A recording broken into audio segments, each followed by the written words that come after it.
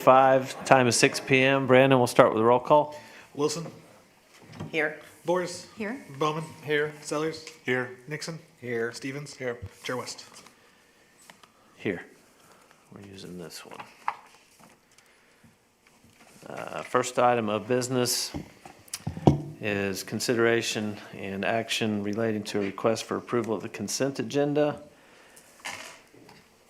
All matters listed under consent are considered by the commission to be routine, will be enacted in one motion. Any commissioner may, however, remove an item from the consent agenda by request. A motion to adopt the consent agenda is not debatable. And I would like to talk just briefly about item B, poll B. Any others?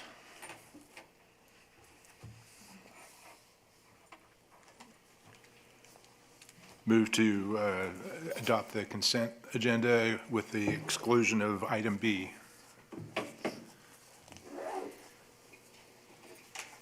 I'll second. Wilson. Yes. Boers. Yes. Bowman. Yes. Sellers. Yes. Nixon. Yes. Stevens. Yes. Chair West. Yes. And I just had a couple things to mention about item B. That is a combination of two lots, I believe, that are in two separate subdivisions. Is that correct? Yes, sir. Is that common? Have you seen that frequently? Have you done many of those? No, it's not impossible, but it is very uncommon. But I actually have I had a similar request at 121st and Elm. A gentleman has inquired because he wants to buy adjacent property. It's not in his subdivision. He wants to put something on it, but he can't so same exact situation. Sounds Yeah. similar, yeah. It happens, especially when there's a large lot or a large reserve area or something. Yeah. And these two pieces of property, it looks like, have very similar zoning. Is that correct on each plat? I think it is different. I think one is RE and one is RS2. Yes. So Timberwood Estates is residential estate, and Timber Crestview is RS2. RE, RS2, So the setbacks are different for those two. yeah. But as I read that, it looks like if approved and combined, each lot still remains in its original subdivision. Yes, sir. However, they're combined for, as you put, tax purposes, essentially. And for zoning purposes, so now you could have an accessory structure on your lot, even though it's an L-shaped lot, et cetera. Right. But as I read that, the original private covenants for each lot stay with that lot even after they're combined? Yes, sir. Okay. Okey dokey. That's what I wanted to make sure I was reading correctly. I'll say it is uncommon, but it is okay to do. It's just clunky at best. And the zoning applies, so the setbacks would apply to the zoning of that particular portion of the new lot. So if that, even though in this case, it becomes kind of an L shape, so that upper lot would still need to take on the zoning for that portion. And then the private covenants, which the city does not enforce private covenants, but I have reached out, and Brandon has reached out to the applicant and let them know that the private covenants are very similar for both subdivisions, and the accessory structure needs to be built to reflect the primary structure. So just for my edification, so do they have to follow two separate covenants? And yes, in this case, they're very similar, but Okay. yes. But I mean, if they were diverse, I mean, would they still, if one provided only wood shake roof and the other is a composition roof, do they have to? My recommendation would be to stick with the covenants of the plat that you reside in, that portion of your lot resides Okay. in. Gotcha. All right. Any other questions, discussion on B? All right, that's all I had. Make a motion to approve JL 25-408. I'll second that. Wilson, Yes. Boers, Yes. Bowman, Yes. Sellers, Yes. Nixon, Yes. Stevens, Yes. Joe West. Yes. We will pull agenda item number 2. Well, I take that back. I guess we just did item number 2, considering the items that were removed from the consent agenda. Then in other business, we have planning updates from Mrs. Hilton. Yes, I don't have the dates in front of me, but I want to invite everybody to come to the open house for the property that was purchased 2 years ago. It is the gateway to the Turnpike Authority land. The city has over 400 acres, and we're trying to gather public input on that land. It's very exciting for the city, for the public, and the more people that come and share their input and their ideas. I've been contacted by multiple people with their ideas for what they would like to do and see, and that's exactly what it's about. There's no preset agenda as far as the direction the city intends to go. I think there's a lot of chit chat about that, like, oh, it doesn't matter, they don't care anyway.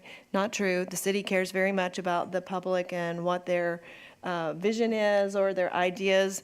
So at least gathering that information, and then there's still the process of dealing with the Corps of Engineers and finding out what we can do. So you take those ideas.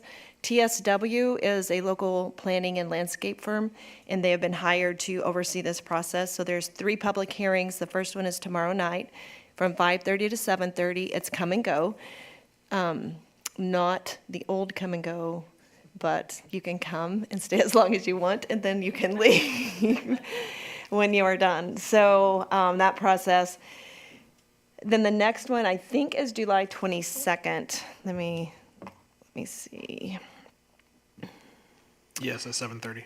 Okay, in the morning. So the second one is 7:30 in the morning, and we will be taking a nature walk. So we're gonna advance into the OTA property a little bit. It's not very far. 400 acres is a lot, and I think we're going about a 10-minute walk into.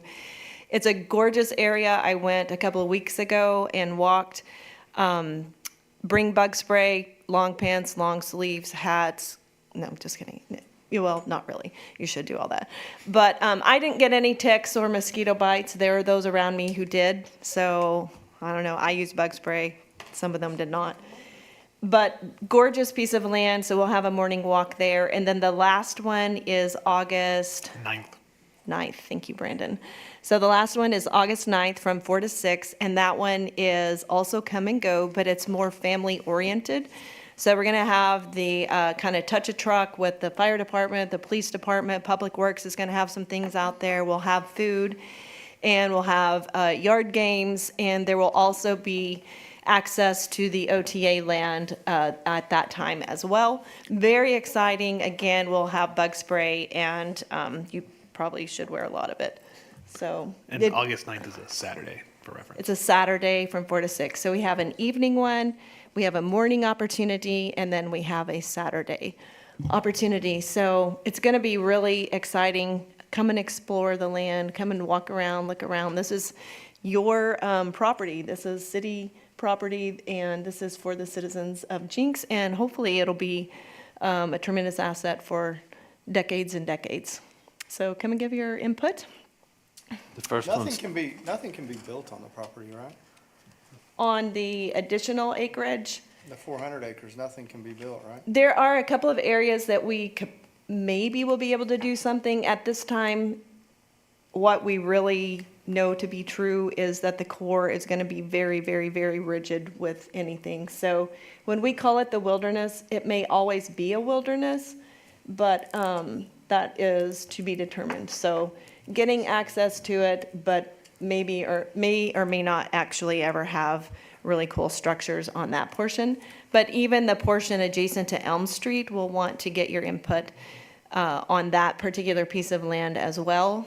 And I think the biggest takeaway that I've had through the initial process is this should be viewed as one large piece of public property. It's not the little piece on Elm, and then 400 acres. This is a beautiful piece of land. If you haven't been out there and walked around, you're really missing out. It is absolutely stunning. The piece that butts, is adjacent to Elm is just gorgeous, and then the back piece, that little pond or lake back there is just beautiful. So I think once the public sees it, you're going to have a lot of pride and a lot of, really a lot of joy that the city took the initiative to purchase it. I was blown away by the beauty of it. And I would definitely call it a wilderness. But before you get to the wilderness, we have a lot of gorgeous mowed lawn. And so we'll throw out some games and have a really good time. So I hope you can make it to all three. They kind of build on each other, but we told the consultants we also need some of that data to be repeated for people who can only come to one event. So come to all three if you can, come to one if that's your only option, but please come. And if you can't come, then feel free to email me.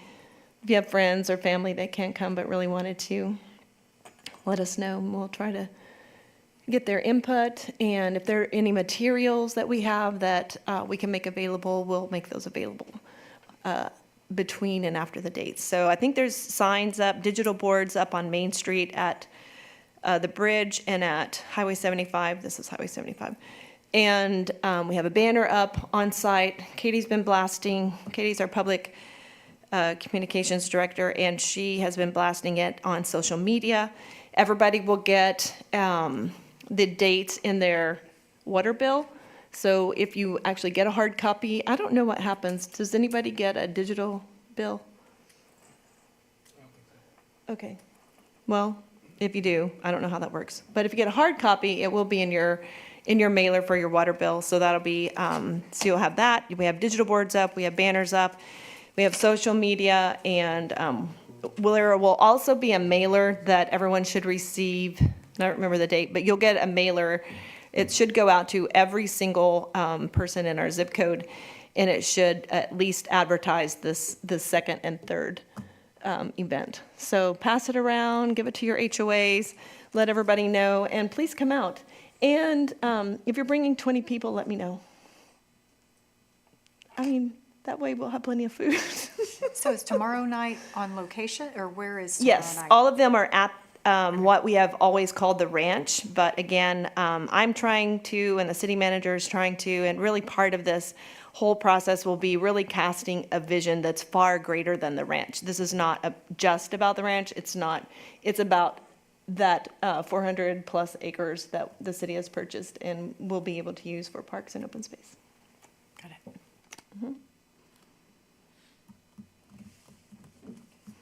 So also in the planning, in your agenda, you have, let's see, starting on page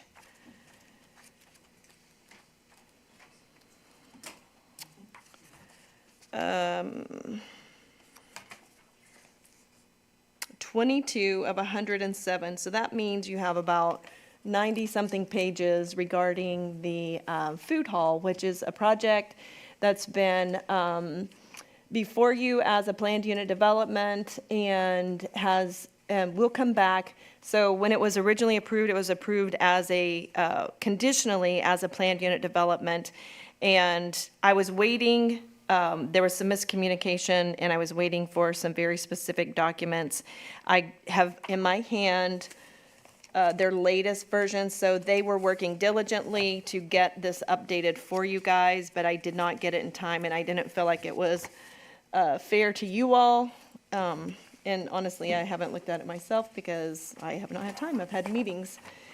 And I'll pass this out so you can keep this in addition to the information that you received in your packet.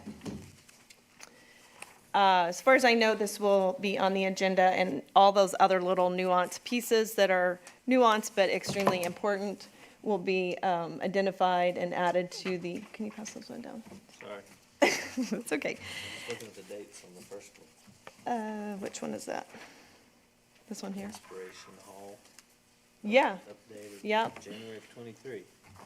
So we first got it in December of 2022, and then it was updated in 2023, and here we are at 2025. So this project is located north of the aquarium on the lot that's kind of, I don't know, it's just an interesting shape. It's between the hotel and the aquarium, and they've had ownership of this lot for several years. They're, huh? Aquarium and hotel. It's on the north side. And they have had ownership of this lot, and they are ready to, they're past ready to get all of this nailed down so that they can break ground. So I will get all the details wrapped up between now and your next meeting. We'll get so there's one little portion from the beginning, we haven't been able to get all the parking on that lot. And that required them to do a planned unit development. And that also requires, there's a portion in the code, and it's in your staff report.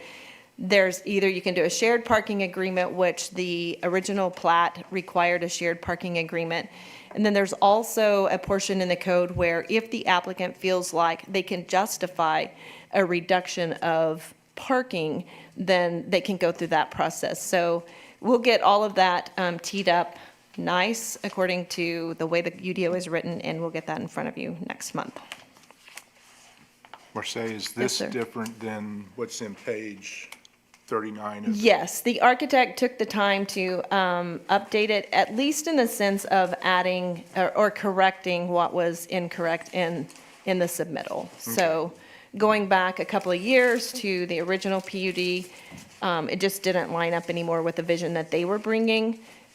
Some of the public has said, shouldn't this have been a minor amendment? Shouldn't this have been a major amendment? I left it as just an update to the PUD because it is the same lot. It's generally the same footprint. The biggest change has been where the parking is located and the uses. The uses have changed. So originally, I don't remember the original version, but I think originally it was like a Mother Road Market on the bottom. So 8 concept kitchens is the plan now. And then there were 2 sit-down restaurants on the second floor.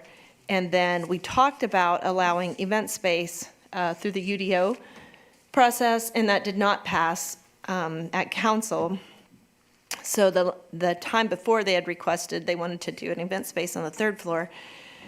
So the plan before you, I believe that you will see next month, will be 8 concept kitchens on the ground floor, and then 2 levels of office on the 2nd and 3rd floor. And so that, the PUD should reflect that, the parking study should reflect that same concept, and the economic development agreement has to be revised, and the OAF and the JAA all have to sign off on it, so we'll get it back to you in a couple of weeks. Okay.